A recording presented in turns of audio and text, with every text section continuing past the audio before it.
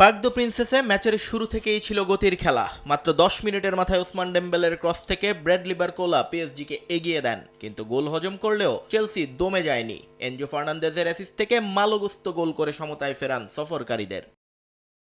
উত্তেজনার পারদ চড়তে থাকে একটু একটু করে। 40 মিনিটে কোল পালমারের একটা মিসের মাত্র 14 সেকেন্ডের মাথায় প্রতি আক্রমণে চেলসির রক্ষণভাগ তছনছ করে দেন ওসমান ডেম্বেলে। স্কোরলাইন 2-1। দ্বিতীয়ার্ধে চেলসিকে আবারও লড়াইয়ে ফেরান এনজো।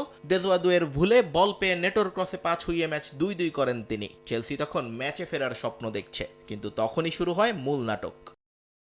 ম্যাচের 75 মিনিট পর্যন্ত ঠিকঠাক ছিল সবকিছু, কিন্তু এরপরই চেলসি গোলকিপার ফিলিপ ইয়র্গেনসেন করে বসেন এক বিশাল ভুল। তার একটা ভুল পাস সোজা চলে যায় বারকোলার পায়ে, যা থেকে লফটেড শটে গোল করে পিএসজিকে 3-2 ব্যবধানে এগিয়ে দেন ভিতিনহা। এই ভুলটাই যেন চেলসির কফিনে শেষ পেরেক ঠুকে দেয়।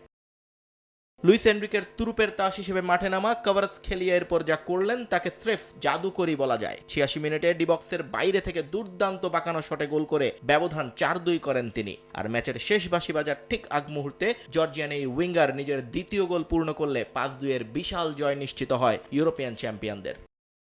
রাতভর ইংলিশ জায়ান্টদের দুঃসহ যাত্রা শুরু হয়েছিল অবশ্য আরও আগে, কিন্তু সঙ্গীদের মতো অতটা বাজে হয়নি আর্সেনালের দশা। বেয়ারনা থেকে কোনো মতে হার এড়িয়ে ফিরেছে মিকেল আর্তেতা বাহিনী। প্রথম পর্বের দাপুটে গানাররা লেভারকুসেনের বিপক্ষে যেন হারিয়ে খুঁজল নিজেদের। ম্যাচের শুরু থেকেই বল দখলের আধিপত্য দেখালেও আক্রমণে কোনো মুনশিয়ানা ছিল না আর্সেনাল ফরোয়ার্ডদের। 19তম মিনিটে মার্টিনেল্লির শট বারপোস্ট না কাঁপালে হয়তো এগিয়ে যেতে পারত তারা, কিন্তু শেষ পর্যন্ত গোলহীনভাবে শেষ হয় প্রথমার্ধ।